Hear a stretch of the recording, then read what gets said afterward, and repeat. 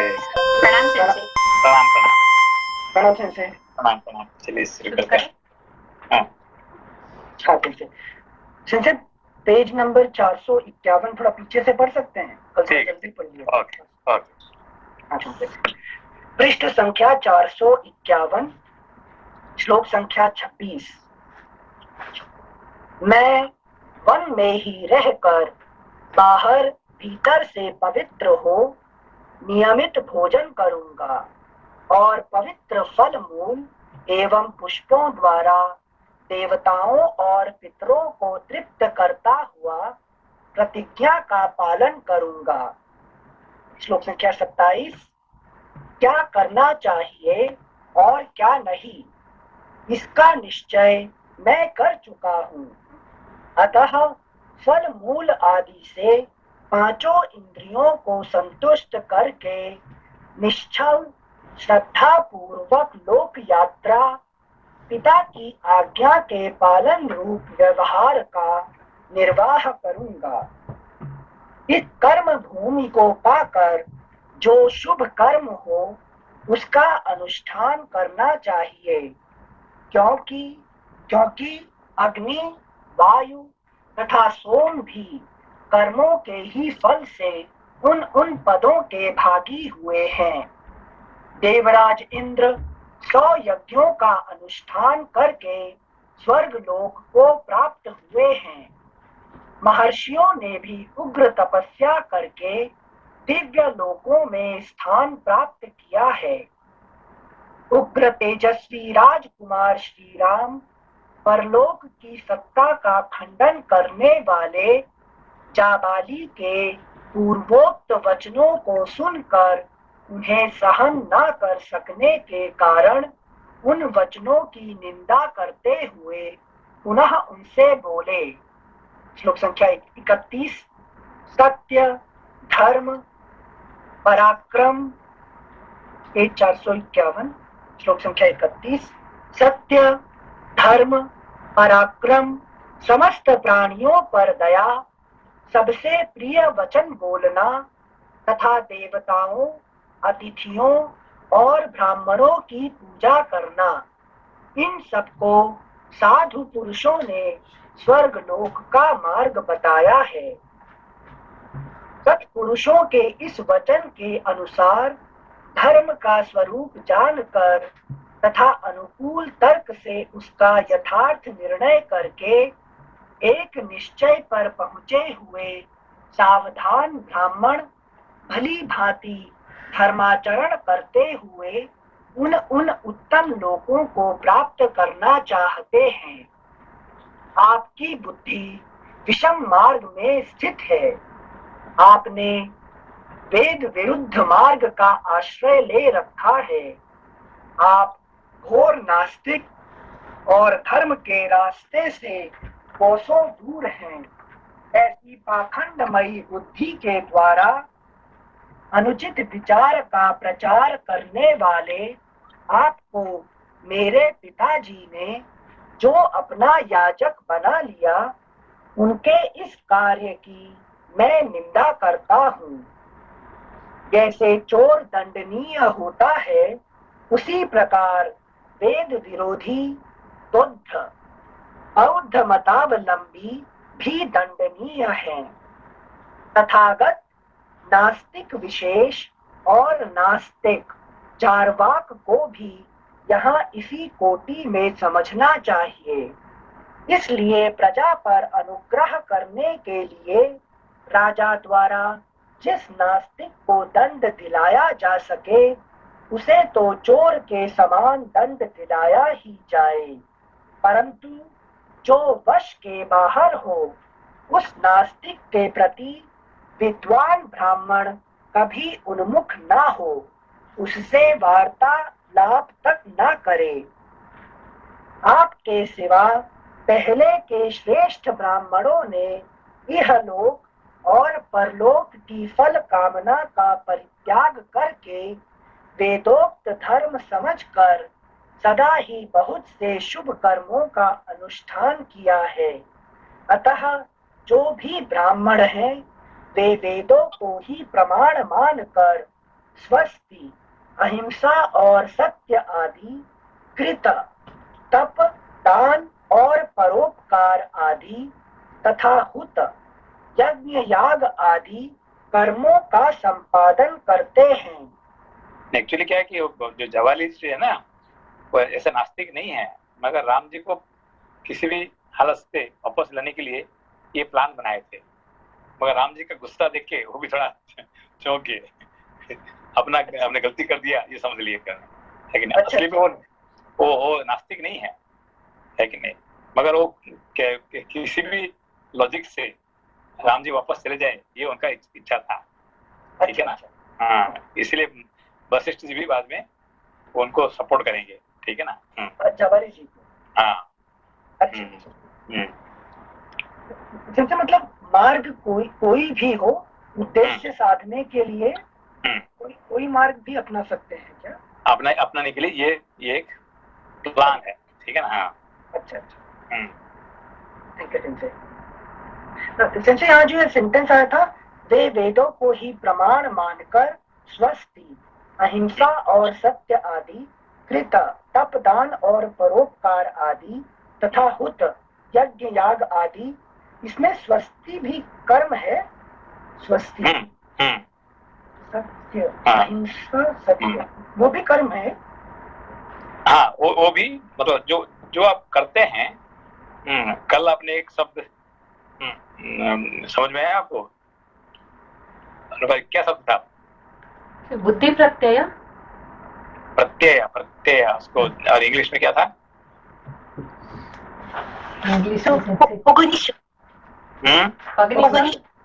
Cognition. Cognition और प्रत्यय। Okay, it means anything happens inside you, whether it's a thought or an action, that is called pratyaya. ठीक है? That everything, if you can make it conscious, that means you are an enlightened person. लेकिन एक ordinary person and a sage, ordinary person, यहाँ पे राम जी समझाना चाहते हैं कि ordinary person और जो sage में फर्क क्या है? कि उनका जो बुद्धि प्रत्यय जो है ना, ये कॉन्शियस है कि नहीं, जो कि साधारण मनुष्य का अनकॉन्शियस है, इतना ही फर्क है। अच्छा, थैंक यू। श्लोक संख्या 36। जो धर्म में तत्पर रहते हैं, सत्पुरुषों का साथ करते हैं, तेज से संपन्न है, जिनमें दान रूपी गुण की प्रधानता है, जो कभी किसी प्राणी की हिंसा नहीं करते तथा जो मल संसर्ग से रहित हैं, ऐसे श्रेष्ठ मुनि ही संसार में पूजनीय होते हैं। अगला पृष्ठ 452, श्लोक संख्या 37। महात्मा श्री राम स्वभाव से ही दैन्य भाव से रहित थे। दैन्य भाव इसे दीनता के लिए बोलते हैं। दीनता का जो है ना, दैन्य भाव कहते हैं। महात्मा श्री राम स्वभाव से ही दैन्य भाव से रहित थे। उन्होंने जब रोष पूर्वोक्त बात कही, तब ब्राह्मण जाबाली ने विनय पूर्वक यह आस्तिकता पूर्ण सत्य एवं हितकर वचन कहा। रघुनंदन, ना तो मैं नास्तिक हूँ और ना नास्तिकों की बात ही करता हूँ। परलोक आदि कुछ भी नहीं है, ऐसा मेरा मत नहीं है। मैं अवसर देखकर फिर आस्तिक हो गया और लौकिक व्यवहार के समय आवश्यकता होने पर पुनः नास्तिक हो सकता हूँ। नास्तिकों की सी बातें कर सकता हूँ। क्योंकि वो ऋषि का ये उनका एक है कि नहीं, वो दे कैन चेंज, ठीक है ना। जरूरत पड़ती, जैसे कि अभी बृहस्पति जी ने ही चारुवाक बन गए थे, ठीक है ना, क्योंकि वो वही समय का अंश है। नास्तिक बन सकते हैं, आस्तिक बन सकते हैं, जरूरत पड़ेगा तो, ठीक है ना। और असली में आस्तिक है ही है, मगर लोगों को समझाने के लिए नास्तिक कभी कभी बन सकते हैं, ठीक है ना। यहाँ पे वो कह रहे हैं कि मैं नास्तिक नहीं हूँ, मगर मुझे नास्तिक जैसे व्यवहार करना पड़ा। अच्छा, थैंक यू सेंसे। श्लोक संख्या 39। इस समय ऐसा अवसर आ गया था जिससे मैंने धीरे धीरे नास्तिकों की सी बातें कह डाली। श्री राम, मैंने जो यह बात कही इसमें मेरा उद्देश्य यही था कि किसी तरह आपको राजी करके अयोध्या लौटने के लिए तैयार कर लूं। बस मेरा इनका इतनी इच्छा था कि किसी भी हालत से आपको मैं अयोध्या को वापस ले लूं, कि नहीं? यदि कोई इतना सा पोर्शन कट करके समझाने जाएगा तो बोलेगा रामायण में ऐसा लिखा है, हाँ, ये नास्तिक चीजें होती है, वो भी सही है। हाँ, फिर गलत शिक्षा दे देते हैं। हाँ। Thank you Singh. इस प्रकार श्री वाल्मीकि निर्मित आर्ष रामायण आदि काव्य के अयोध्या कांड में 109वां सर्ग पूरा हुआ। दशाधिक शततमः सर्गः। वशिष्ठ जी का सृष्टि परंपरा के साथ इक्ष्वाकु कुल की परंपरा बताकर ज्येष्ठ के ही राज्याभिषेक का औचित्य सिद्ध करना और श्री राम से राज्य ग्रहण करने के लिए कहना। वशिष्ठ जी भी कह दे रहे हैं। क्योंकि जब देखे कि ये जबाली का काम नहीं हो रहा है तो फिर आखिरी में वो अपना ब्रह्मास्त्र लगाने के लिए कोशिश कर रहे हैं, कि नहीं? अच्छा, इंटरेस्टिंग होगा सिंह से वशिष्ठ जी को कैसे मना करेंगे। श्लोक संख्या 1। Thank you Singh. वही तो राम राम क्यों है? क्योंकि जो उन्होंने एक बार निश्चित कर लिए, चाहे वशिष्ठ जी क्यों है, कोई भी माता जी क्यों, कोई भी हो, ब्रह्मा जी भी क्यों ना जाए, हाँ ऐसा कर सकते, यही है कि नहीं? रास्ता राम बाण कहते हैं, ठीक है ना? श्लोक संख्या 1। श्री रामचंद्र जी को रुष्ट जानकर महर्षि वशिष्ठ जी ने उनसे कहा, रघुनंदन, महर्षि जाबाली भी यह जानते हैं कि इस लोक के प्राणियों का परलोक में जाना और आना होता रहता है, अतः ये नास्तिक नहीं है। जगदीश्वर, इस समय तुम्हें लौटाने की इच्छा से ही इन्होंने यह नास्तिकता पूर्ण बात कही थी। तुम मुझसे इस लोक की उत्पत्ति का वृत्तांत सुनो। सृष्टि के प्रारंभ काल में सब कुछ जलमय ही था। उस जल के भीतर ही पृथ्वी का निर्माण हुआ। तदनंतर देवताओं के साथ स्वयंभू ब्रह्मा प्रकट हुए। इसके बाद उन भगवान विष्णु स्वरूप ब्रह्मा ने ही वराह रूप से प्रकट होकर जल के भीतर से इस पृथ्वी को निकाला और अपने कृतात्मा पुत्रों के साथ इस संपूर्ण जगत की सृष्टि की। आकाश स्वरूप पर ब्रह्म परमात्मा से ब्रह्मा जी का प्रादुर्भाव हुआ है, जो नित्य, सनातन एवं अविनाशी हैं। उनसे मरीचि उत्पन्न हुए और मरीचि के पुत्र कश्यप हुए। कश्यप से विवस्वान का जन्म हुआ। विवस्वान के पुत्र साक्षात वैवस्वत मनु हुए, जो पहले प्रजापति थे। मनु के पुत्र इक्ष्वाकु हुए, जिन्हें मनु ने सबसे पहले इस पृथ्वी का समृद्धिशाली राज्य सौंपा था। उन राजा इक्ष्वाकु को तुम अयोध्या का प्रथम राजा समझो। इक्ष्वाकु के पुत्र श्रीमान कुक्षी के नाम से विख्यात हुए। कुक्षी के वीर पुत्र विकुक्षी हुए। यहाँ पे पूरा सूर्य वंश की द्वारा उन्होंने बात कर रहे हैं, समझा रहे हैं, ठीक है ना? Thank you sensei. श्लोक संख्या 9। विकुक्षी के महातेजस्वी प्रतापी पुत्र बाण हुए। बाण के महाबाहु पुत्र अनरण्य हुए, जो बड़े भारी तपस्वी थे। अगला पृष्ठ 453। सत्पुरुषों में श्रेष्ठ महाराज अनरण्य के राज्य में कभी अनावृष्टि नहीं हुई, अकाल नहीं पड़ा और कोई चोर भी नहीं उत्पन्न हुआ।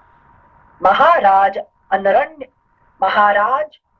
अनरण्य से राजा पृथु हुए।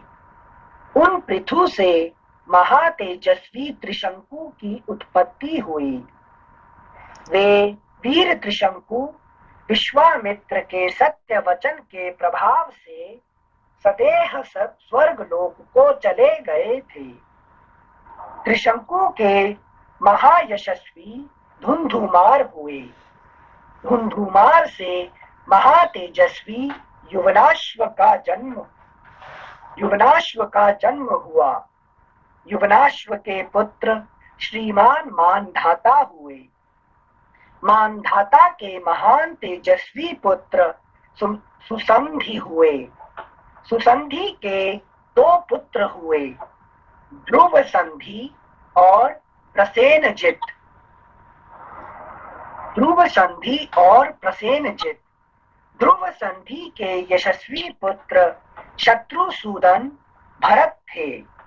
महाबाहु भरत से असित नामक पुत्र उत्पन्न हुआ, जिसके शत्रुभूत प्रतिपक्षी राजा ये है ताल जंघ और शूर शश बिंदु उत्पन्न हुए थे। उन 16 वाला जिसके शत्रुभूत प्रतिपक्षी राजा ये है तालजंग और शूर शश बिंदु उत्पन्न हुए थे। है जानते हो ना, हयवंशी से वो उनका प्रतिपक्षी थे, अपोजिशन में थे, ठीक है ना। इतने भरत के अपोजिशन में, अपोजिशन से किसके अपोजिशन में किसके थे? वो जो असित के अभी ध्रुव संधि के पुत्र भरत हुए, भरत के पुत्र असित लिखा हुआ है ना, तो असित के अगेंस्ट में थे। ये सूर्यवंश चल रहा है ना, तो अगर मुझे इतना ये तो जो है वंश जो कार्तवीर्य अर्जुन जिनका वंश का है और जहाँ से शुरू हुआ है उनका नाम है, तो वो उनका अपोजिशन में थे, असित के अपोजिशन में। अच्छा। एक तरह से सूर्यवंश में ये थे कौन, असित, और वहां पे थे नया वंश चालू हो गया। मतलब है से अलग वंश हो गए थे सूर्यवंश। नहीं, हाय जो है ना, ये थे कौन सा, चंद्रवंश थे। अच्छा। कार्तवीर्य अर्जुन वो सब लोग चंद्रवंश। Thank you sir. श्लोक संख्या 16। जिसके शत्रुभूत प्रतिपक्षी राजा ये है तालजंघ और शूर शशबिंदु उत्पन्न हुए थे। उन सब का सामना करने के लिए सेना का व्यूह बनाकर युद्ध के लिए डटे रहने पर भी शत्रुओं की संख्या अधिक होने के कारण राजा असित को हार कर परदेश की शरण लेनी पड़ी। वे रमणीय शैल शिखर पर प्रसन्नता पूर्वक रहकर मुनि भाव से परमात्मा का मनन चिंतन करने लगे। सुना जाता है कि असित की 2 पत्नियां गर्भवती थीं। उनमें से एक महाभागा कमल लोचना। नमस्ते सिंसी। नमस्ते सिंसी, यहाँ पे अयोध्या का राज्य जो है वो सूर्यवंशी से चंद्रवंशियों को चला गया, फिर ऐसे समझ सकते हैं? नहीं, एक्चुअली चंद्रवंश में चला गया तो नहीं कह सकते हैं। इसके बारे में थोड़ा मुझे भी डाउटफुल है थोड़ा। क्योंकि ये हरा दिया और फिर वो चले गए वहां से, तो इसीलिए मुझे लगा। मगर हाँ, ये छुप के रह रहे क्या अभी आगे शायद वो जो आएगा ना कोई ऋषि के आशीर्वाद से फिर सगर आएंगे। ये तो गया नहीं एक्चुअली। हाँ, मतलब ये जो राजा है थोड़ा छुप के रह गए, है कि नहीं। फिर उनका बेटा आ जाता है कि नहीं, सगर है ना। सगर दिल्ली पे अभी फिर वो आएंगे, सूर्यवंश रहेगा, बीच में वो थोड़ा सूर्यवंश नहीं, वो नहीं पूछ रहे। सूर्यवंश लोप हो गया। सूर्यवंश चंद्रवंश दोनों पैरेलल चल रहा है, और निमि वंश, है कि नहीं। सूर्यवंश, चंद्रवंश और निमि वंश, ये तीनों पैरेलल चलते रहते हैं, ठीक है ना। तो बीच बीच में कौन पावरफुल है कि नहीं, है ये थोड़ा पावरफुल हो गए, कार्तवीर्य अर्जुन वगैरह इस आके, है कि नहीं। फिर ये उस टाइम पे वो पावरफुल हो गए और ये थोड़ा हल्का पड़ जाते हैं, है कि नहीं। तो सूर्यवंश हमेशा पावरफुल नहीं रहे हैं सेंसी। नहीं, कोई, यही तो बात है ना कि इस धरती पे हमेशा अमेरिका पावरफुल है कि रशिया पावरफुल है कि चाइना पावरफुल है कि इंडिया पर कौन है, अब बदलता रहता है, ठीक है ना। कभी रोमन एम्पायर था, कभी इजिप्शियन एम्पायर था, कभी, है कि नहीं। तो दुनिया घूमता रहता है, ठीक है ना। कोई अकेला कोई पावरफुल नहीं रहता है कि नहीं। ऑलवेज काल पावरफुल है। काल किसको उठाता है, किसको गिराता है, वो पता नहीं है कि नहीं। श्लोक संख्या 18।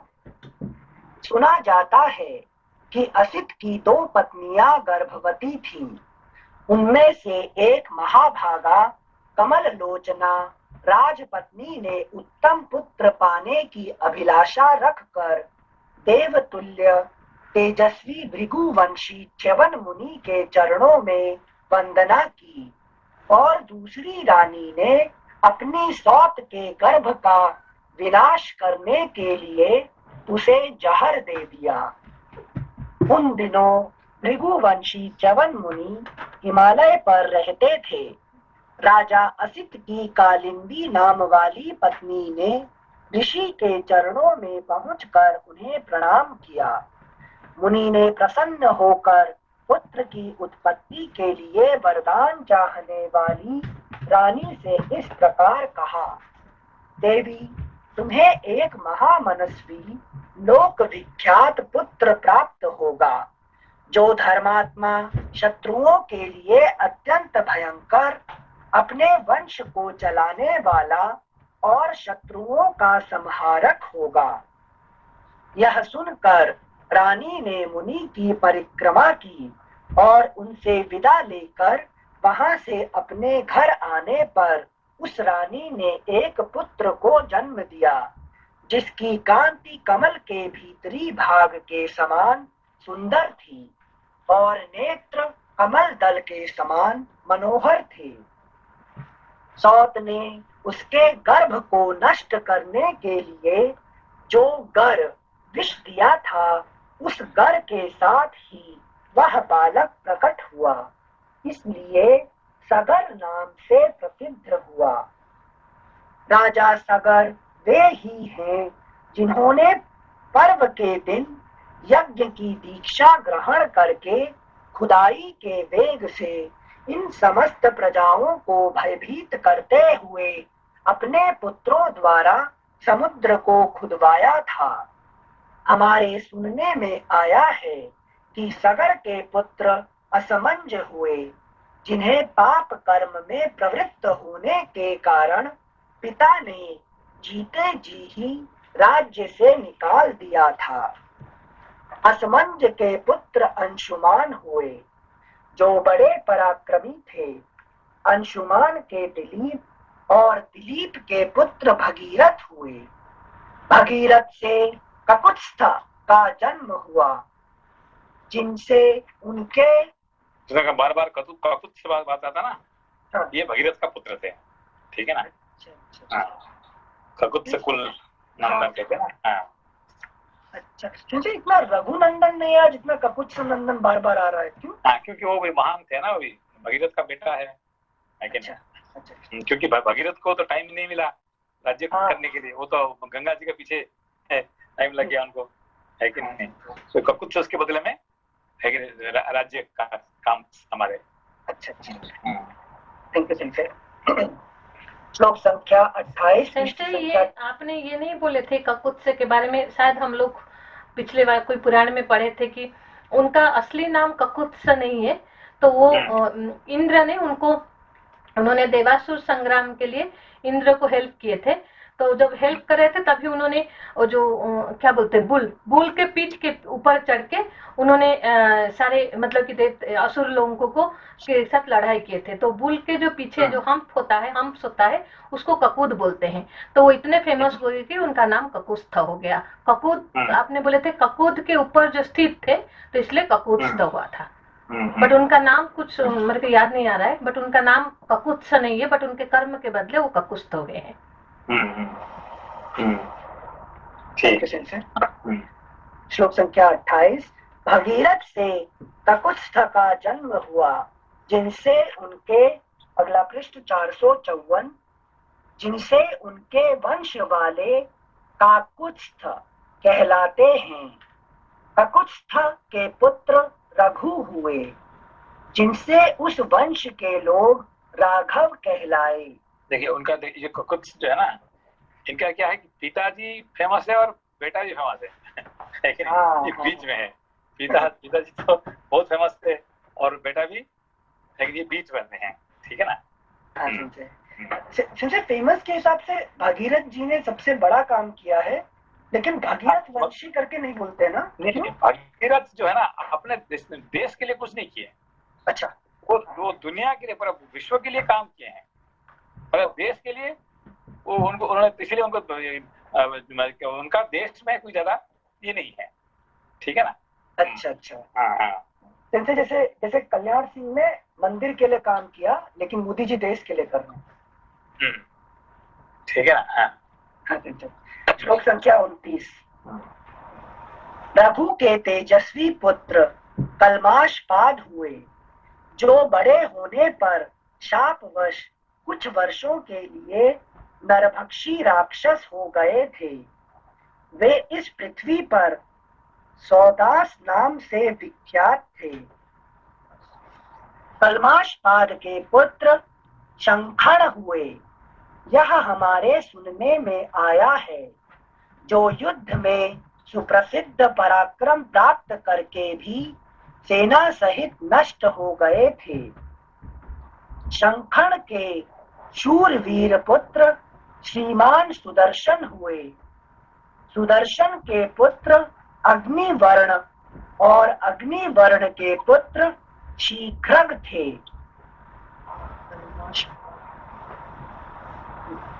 मुझे कलमाशपाद और सौदास, उनका वो एक्चुअली उनका नाम तो सौदास था। हाँ। कलमशपाद इसलिए ज्यादा पाप कर्म करने के कारण से उसको कलमशपाद उनको कहा गया है। अच्छा, है ना। कलमश मतलब पाप, ठीक है ना। जिन्हें पाप कर्म करते हैं उसको कलमशपाद कहते हैं, ठीक है ना। असली उसका नाम सौदास है कि नहीं। Okay okay, thank you sensor.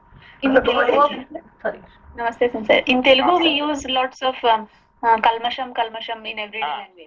Kalmasham means like contaminated or kalmash. Contaminated, yes. अच्छा संजय, वो भी वशिष्ठ जी के साप से हुआ था उनका नाम। उनका सौदास था, लेकिन वो वशिष्ठ जी ने उनको साप दे दिए थे, तो इसलिए उनका नाम कलमाशपाद हो गया। और वो नरभक्षी राक्षस भी वशिष्ठ जी ने उनको साप दिए थे। तो वो इधर उसका महाभारत में पढ़े थे हम, क्योंकि उनका इतने पाप किए थे कि, तो उनका जो पाद मतलब कि जो पैर का जो अंगूठी है वो काला पड़ गया था, तो पाप के भार से, तो इसलिए उनका नाम कलमाशपाद हुआ। थैंक यू लोपा जी। श्लोक संख्या 30। कलमाशपाद के पुत्र शंखड़ हुए, यह हमारे सुनने में आया है, जो युद्ध में सुप्रसिद्ध पराक्रम प्राप्त करके भी सेना सहित नष्ट हो गए थे। शंखड़ के शूरवीर पुत्र श्रीमान सुदर्शन हुए, सुदर्शन के पुत्र अग्निवर्ण और अग्निवर्ण के पुत्र शीघ्रग थे। शीघ्रग के पुत्र मरु के पुत्र प्रशुश्रु तथा प्रशुश्रुव के महाबुद्धिमान पुत्र अम्बरीश हुए। अम्बरीश के पुत्र सत्य पराक्रमी नहुष थे। नहुष के पुत्र नाभाग हुए, जो बड़े धर्मात्मा थे। नाभाग के 2 पुत्र हुए, अज और सुव्रत।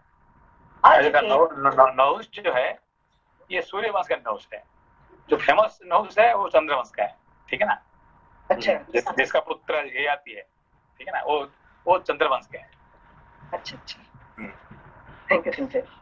जैसे भरत यहाँ पे भी आते हैं, चंद्रवंश में भरत आते हैं, तो भरत इसलिए चंद्रवंश का भरत फेमस है, ठीक है, ऐसे नहुष, भरत, ये चंद्रवंश का फेमस है, सूर्यवंश का फेमस नहीं है। Okay okay. श्लोक संख्या 33। अम्बरीश के पुत्र सत्य पराक्रमी नहुष थे। नहुष के पुत्र नाभाग हुए जो बड़े धर्मात्मा थे। नाभाग के 2 पुत्र हुए, अज और सुव्रत। अज के धर्मात्मा पुत्र राजा दशरथ थे। दशरथ के ज्येष्ठ पुत्र तुम हो। दशरथ के ज्येष्ठ पुत्र तुम हो, जिसकी श्री राम के नाम से प्रसिद्धि है। नरेश्वर, यह अयोध्या का राज्य तुम्हारा है। इसे ग्रहण करो और इसकी देखभाल करते रहो। तो क्यों कहे उन्होंने सारी कहानी? मतलब पूरे कुल में रघु रीति रही है कि बड़ा बेटा ही राजा होता है।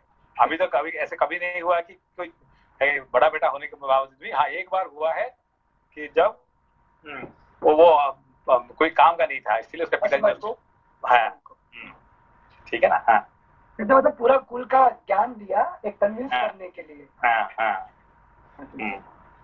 थैंक यू सिंसे। श्लोक संख्या 36। समस्त इक्ष्वाकु वंशियों के यहाँ ज्येष्ठ पुत्र ही राजा होता आया है। ज्येष्ठ के होते हुए छोटा पुत्र राजा नहीं होता है। ज्येष्ठ पुत्र का ही राजा के पद पर अभिषेक होता है। महायशस्वी श्री राम रघुवंशियों का जो अपना सनातन कुल धर्म है, उसको आज तुम नष्ट ना करो। बहुत से अवांतर देशों वाली तथा प्रचुर रत्न राशि से संपन्न इस वसुधा का पिता की भांति पालन करो। इस प्रकार श्री वाल्मीकि निर्मित आर्ष रामायण आदि काव्य के अयोध्या कांड में 110वां सर्ग पूरा हुआ। जिनसे जाबाली जी की बातें समझ में आती है। नास्तिकवाद था तो निगेट कर सकते हैं राम जी। वशिष्ठ जी तो पुरोहित है, राम जी के ने पूरे सूर्यवंश के ही पुरोहित हैं, तो गुरु है और चाहते तो वो शाप भी दे सकते हैं, है कि नहीं? हाँ। तो ये सब इससे समझा रहे हैं, तो भी वो रामदेव अपना है कि नहीं, दस से मसली होते हैं, है कि नहीं? अच्छा अच्छा। तो मतलब प्रैक्टिकल लाइफ में same thing can be applied कि वचन को जिस हिसाब से अडिग हो जाओ, देन व्हाटएवर कॉन्सिक्वेंसेस कम।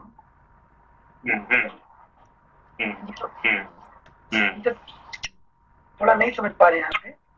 गुरु कह रहे हैं तो मान लेना चाहिए ना राम जी को। देखिए यहाँ पे उनका आगे भी है, क्यों नहीं मान रहे, उसका आगे आएगा। अच्छा है कि नहीं? क्योंकि इसमें से यहाँ पे आ जाते हैं कौन, दैव जो है कि नहीं, बाकी जो ऋषि संघ होते हैं, बाकी जो है वो आ जाते हैं बीच में। क्योंकि यहाँ पे जो गुरु जी बता देते हैं तो राम जी का भी पावर कम हो जाता है, ठीक है ना। फिर आगे फिर इसी हिसाब से दूसरे आते हैं यहाँ पे, है कि नहीं? क्योंकि वशिष्ठ जी कह दे तो उनका बात को मना नहीं कर सकते हैं, ठीक है ना। तो इसीलिए अभी दूसरा बात आ रहे हैं अभी, ठीक है ना। ठीक है, नेक्स्ट है। Thank you question sir. जी सेंसे, जैसे ये रघुकुल के बारे में बताया वशिष्ठ जी ने, तो उन्होंने ये बताने की कोशिश की कि आपके जो कुल में हैं जो सबसे बड़े हैं वो हमेशा राजा बने हैं। तो he is not giving any logic, he is just giving a sequence की ऐसा हुआ है, पर why that was decided, उसका कुछ मतलब उसका कोई तर्क है क्या कि क्यों ऐसा डिसाइड किया था वो टाइम पे? नहीं, यहाँ पे देखिए, ये भी जानते हैं, वशिष्ठ जानते हैं कि क्या होने वाला है कि नहीं। वो तो कोई साधारण ये नहीं है कि नहीं, वो ब्रह्मर्षि है कि नहीं। पहले क्या था, क्योंकि देखिए कितने युग से अभी यहाँ पे है कि नहीं। ये पूरा सूर्यवंश की पुरोहित है, उनका पिताजी का, दादाजी का, उनका ये है कि पूरा कितने युग से है, अभी तो नहीं है। तो सबको जानते हैं और आगे भी वो रहेंगे, है कि नहीं। आगे भी क्या होगा वो जानते हैं। तो मगर उनका एक कर्तव्य होता है कि नहीं। तो वो कहने के लिए, वो भरत को खुश करने के लिए वो कह देते हैं, वो जानते हैं ये होने वाला नहीं है, ठीक है ना। कि वो मेरा प्रश्न थोड़ा डिफरेंट था कि कोई कैपेबिलिटी, जैसे इतने सारे राजाओं के बाद हुए 25-30 पीढ़ियां निकल के गई राजा राम के पहले, तो वहां पे कहीं कैपेबिलिटी नहीं देखा क्या कि कौन, even there are 2 or 3 sons, then why can not the second और third son can be a king? मतलब इसके पहले कभी सोचा नहीं क्या उनके कुल में? नहीं, देखिए हमेशा ये जो है ज्येष्ठ पुत्र ही हमेशा राजा बनने के लिए सिर्फ ज्येष्ठ पुत्र ही बन सकता है। कि कोई कारण ना हो, ज्येष्ठ पुत्र अच्छा ना हो, तब जाके वो दूसरा कोई बन सकता है। बहुत ऐसा नहीं कि नहीं हुआ है और बहुत कम हुआ है। तो पहला चांस मिलेगा ज्येष्ठ पुत्र को, और वो किसी कारण से अकर्मण्य होगा, कि जैसे कि अभी अंधा हो गया धृतराष्ट्र, इसीलिए पांडु को दिया गया, उस कारण से उसको वो मुझे होता है, बदल जाता है कि अभी जैसे पांडु क्यों बना राजा, है कि नहीं? क्योंकि वो अंधा था धृतराष्ट्र, ठीक है ना? मतलब चंद्रवंश में भी यही रूल है, आइडल रूल यही है। हाँ, आइडल रूल जो है ये है कि हमेशा जो ज्येष्ठ पुत्र ही राजा बनेगा, हमेशा। कि यहाँ पे भी देखो, जापान में भी अब राजा है कि नहीं? अभी क्या हुआ है कि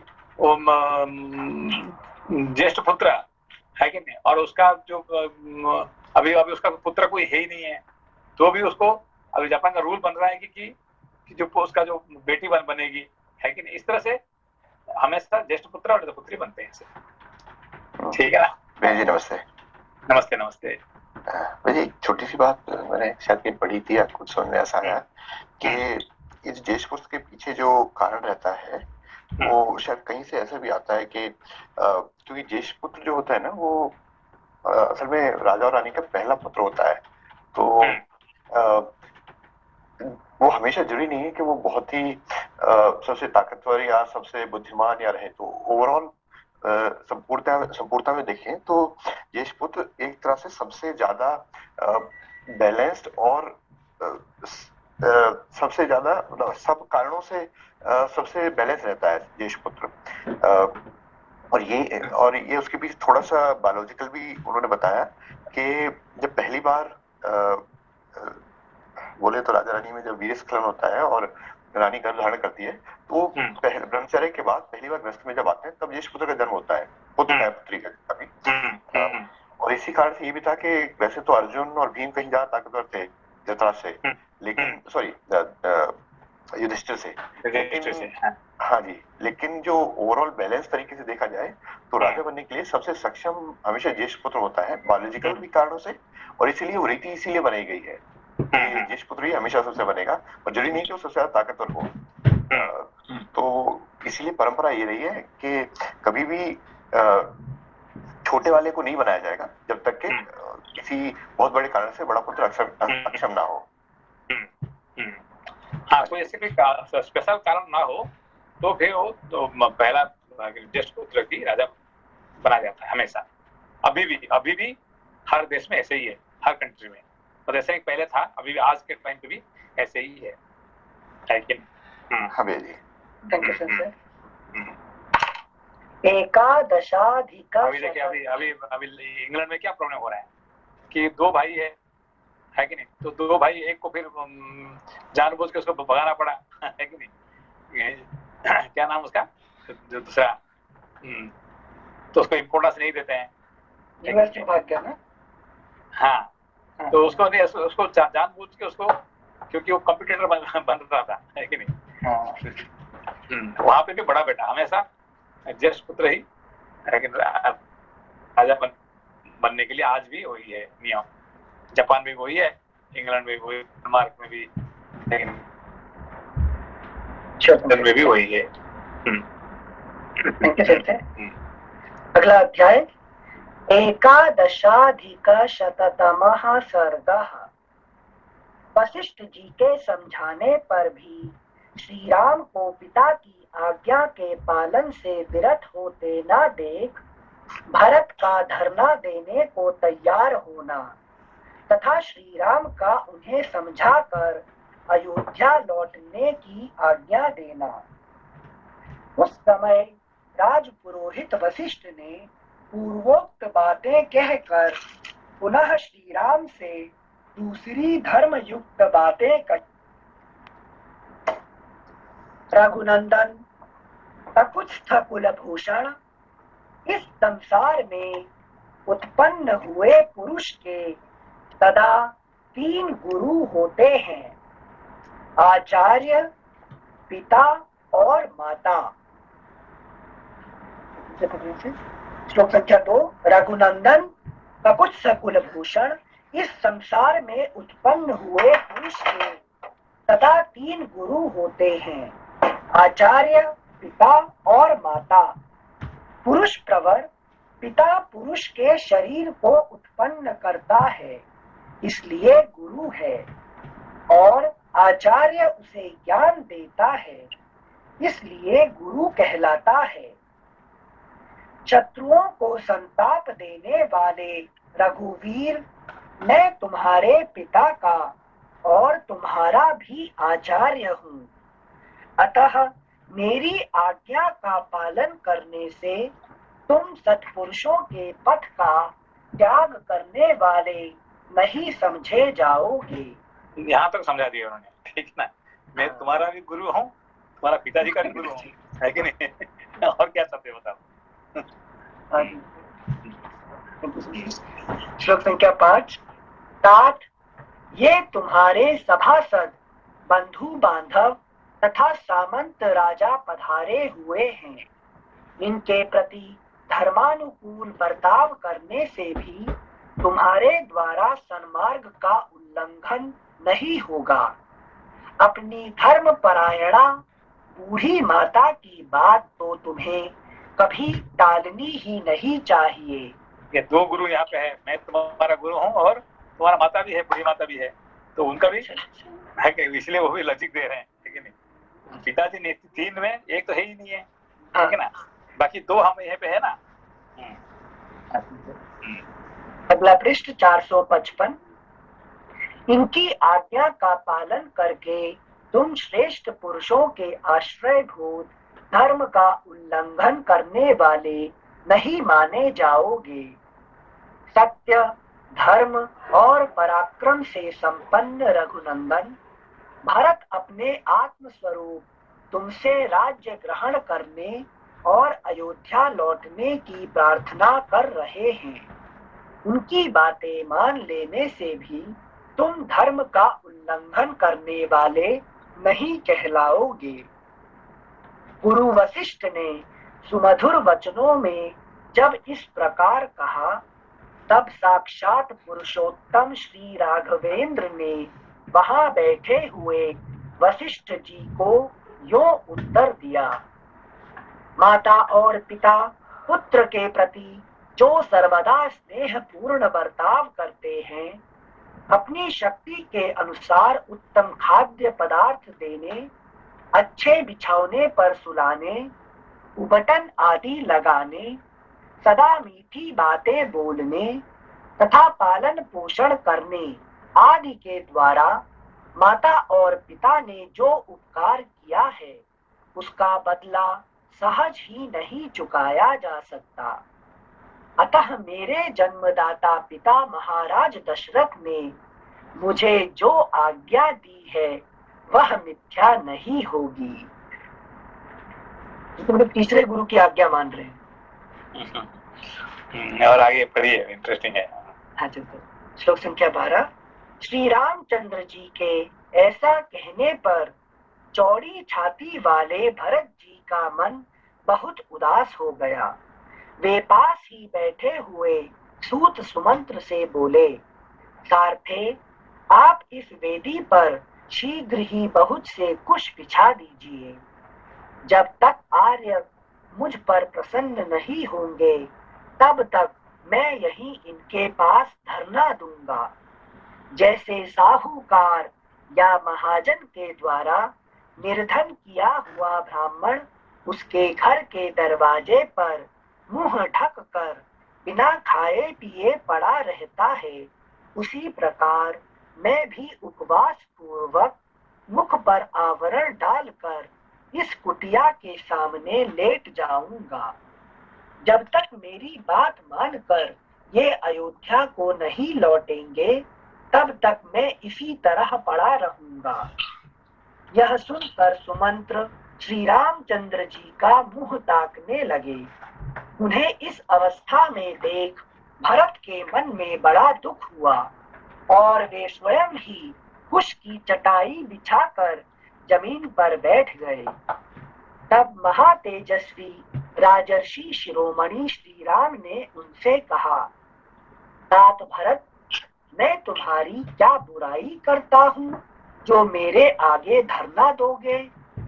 ब्राह्मण एक करवट से सोकर धरना देकर मनुष्यों को अन्याय से रोक सकता है, परंतु राज तिलक ग्रहण करने वाले क्षत्रियों के लिए इस प्रकार धरना देने का विधान नहीं है। अतः नरश्रेष्ठ रघुनंदन, इस कठोर व्रत का परित्याग करके उठो और यहाँ से शीघ्र ही अयोध्यापुरी को जाओ। यह सुनकर भरत वहां बैठे बैठे ही सब ओर दृष्टि डालकर नगर और जनपद के लोगों से बोले, आप लोग भैया को क्यों नहीं समझाते हैं?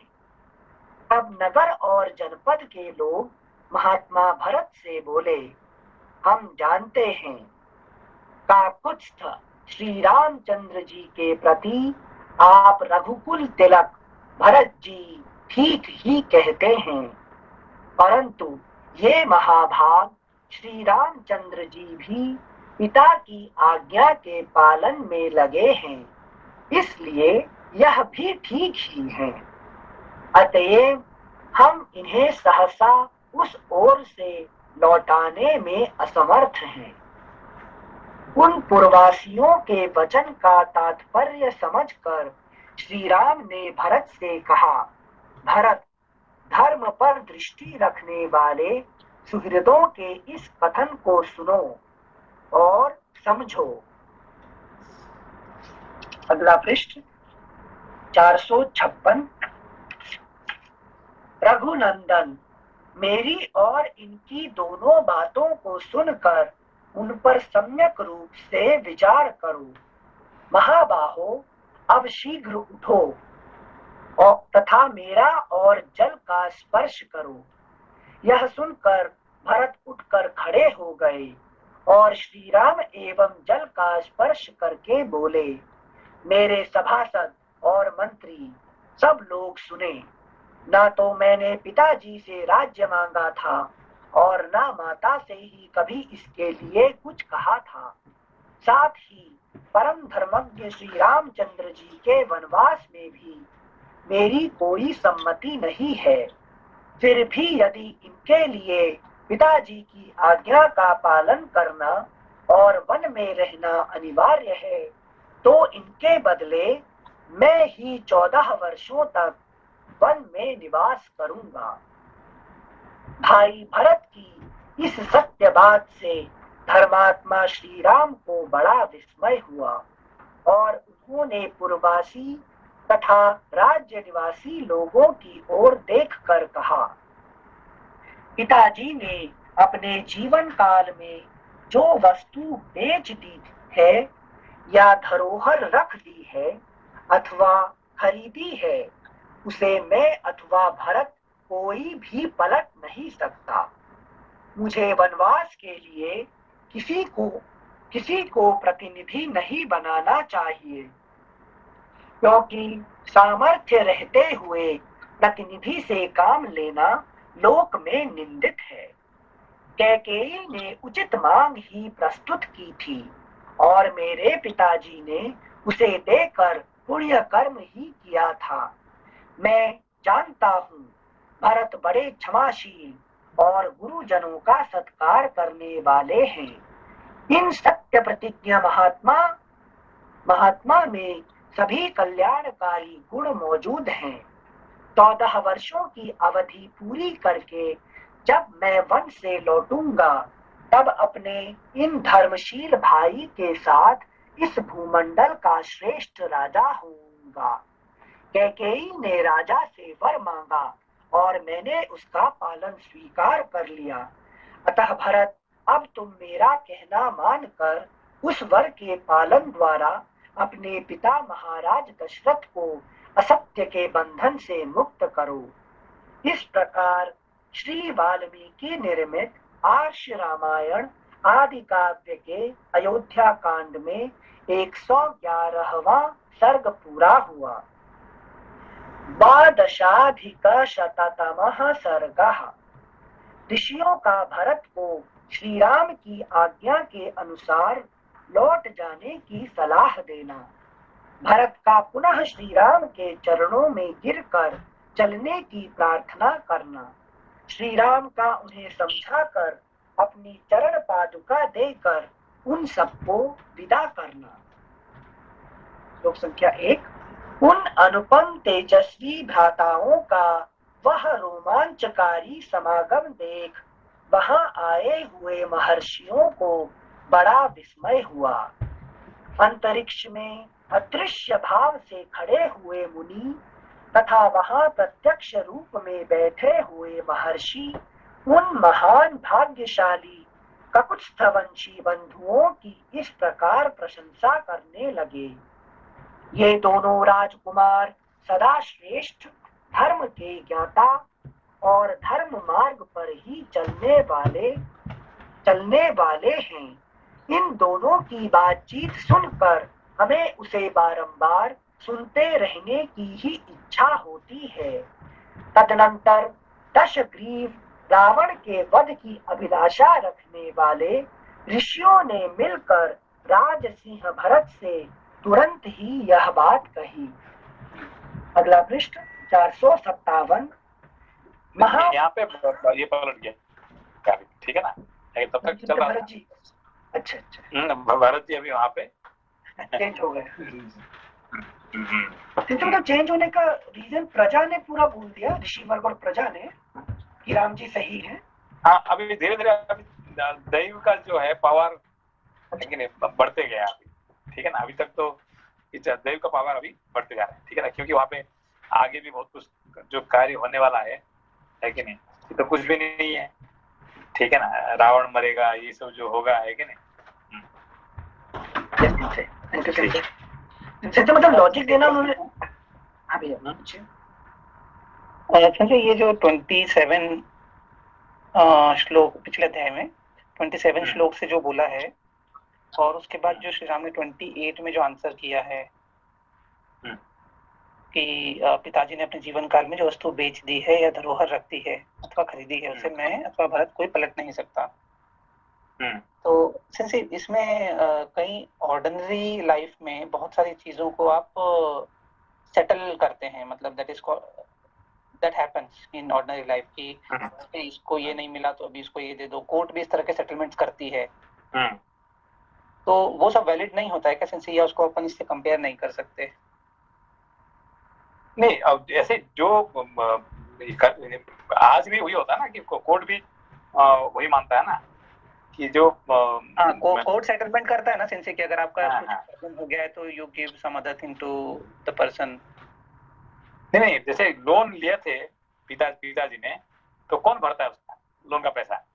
बेटा को भरना पड़ता है, ठीक है ना। जो भी पिताजी करते हैं तो उसका बेटे को उसको करना पड़ता है आज भी, है कि नहीं? जी सिंसे। नहीं, बस सिंसे मेरा सेंस ये था कि अगर किसी का सपोज कोई नुकसान हो जाता है तो उसके बदले में उसको भरपाई दूसरी चीज की भी दी जाती है। नहीं, जैसे आज की बात है जी। आज हमारे एक स्टाफ का, जापानी स्टाफ का है, उसका पिताजी का देहांत हो गया आज, ठीक है ना। तो वो मेरे साथ काम कर रहा था, मैंने कहा भाई तुम घर जाओ और उनका अंतिम संस्कार करो। बोलता मैं नहीं जाऊंगा।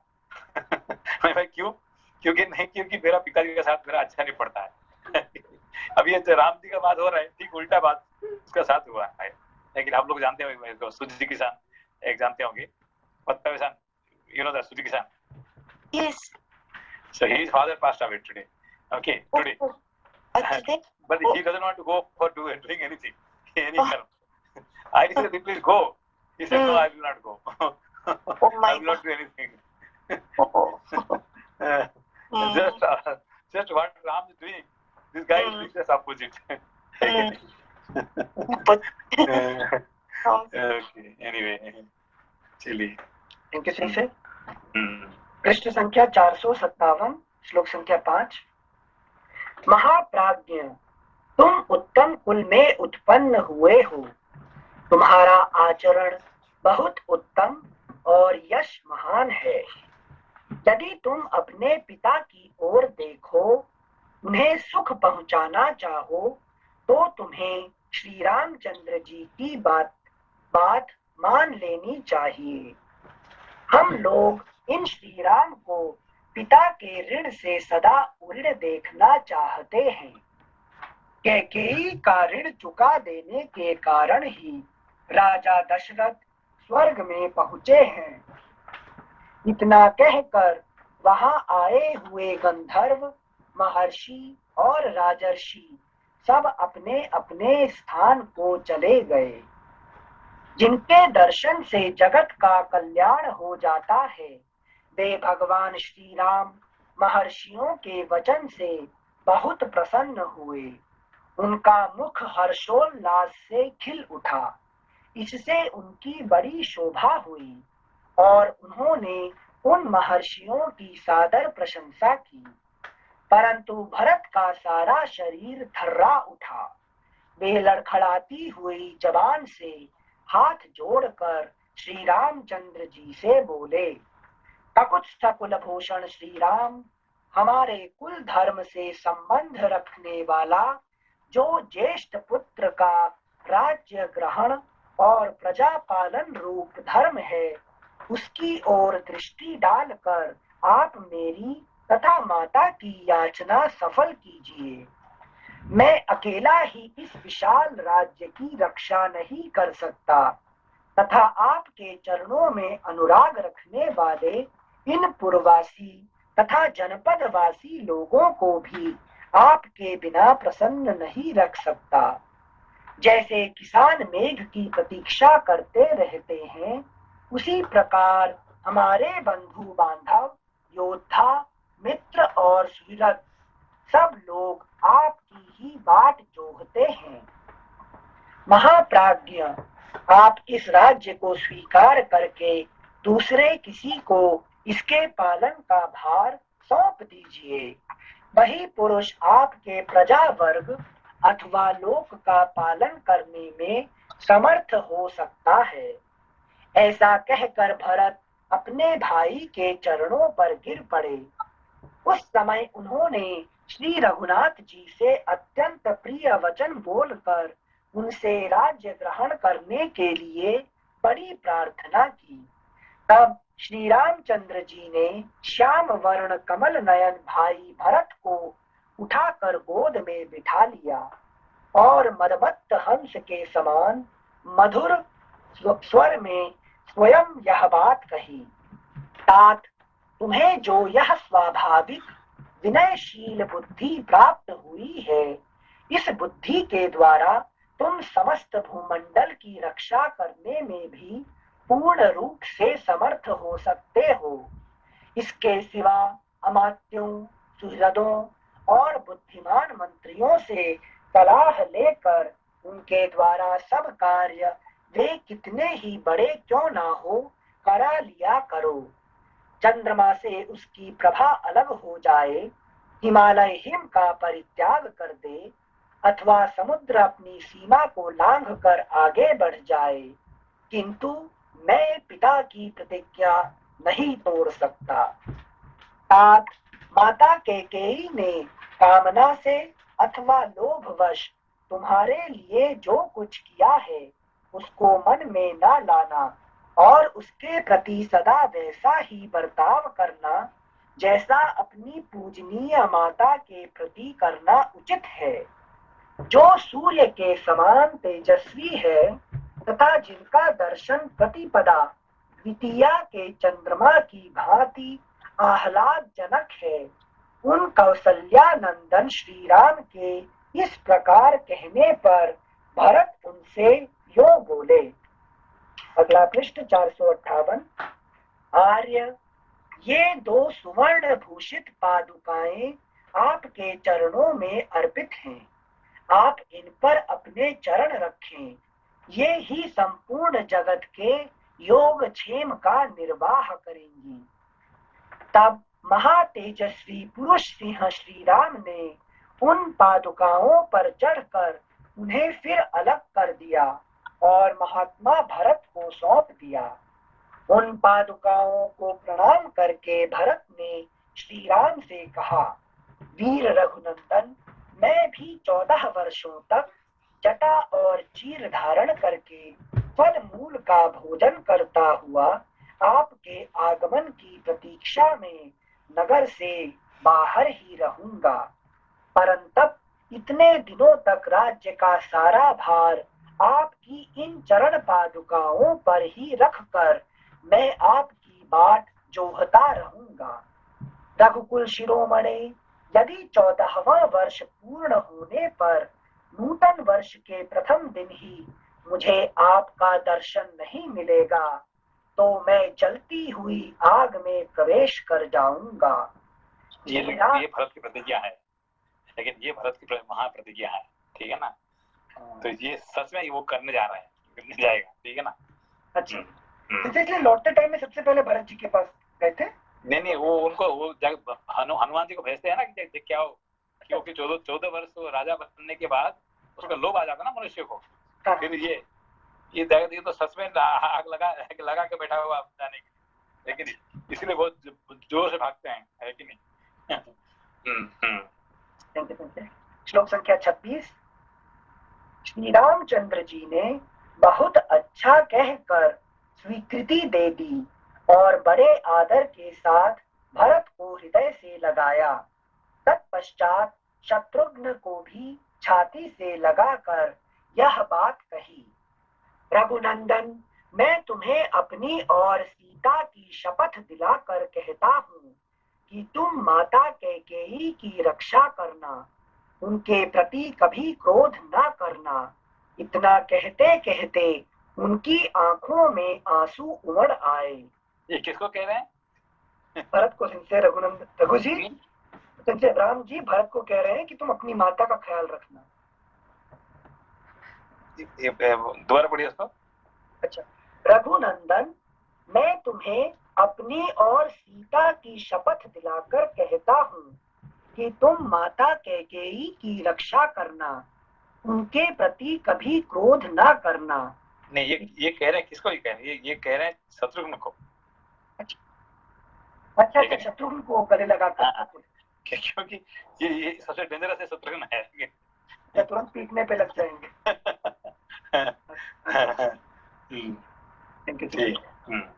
रघुनंदन, मैं तुम्हें अपनी और सीता की शपथ दिलाकर कहता हूँ कि तुम माता कैकेयी की रक्षा करना, उनके प्रति कभी क्रोध न करना।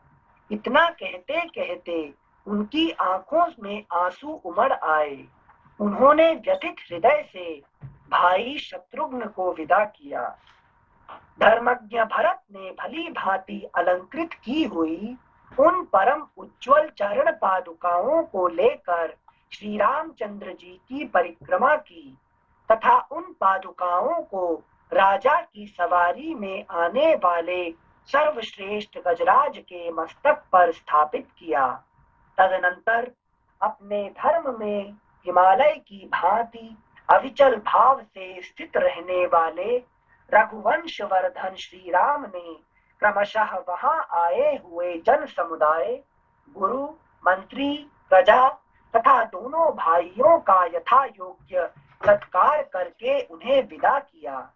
उस समय कौसल्या आदि सभी माताओं का गला आंसुओं से रूंध गया था। वे दुख के कारण श्री राम को संबोधित भी न कर सकीं। श्री राम भी सब माताओं को प्रणाम करके रोते हुए अपनी कुटिया में चले गए। इस प्रकार श्री वाल्मीकि निर्मित आर्ष रामायण आदि काव्य के अयोध्या कांड में 112वां सर्ग पूरा हुआ। ठीक है। प्रणाम सेंटर। नमस्ते। प्रणाम।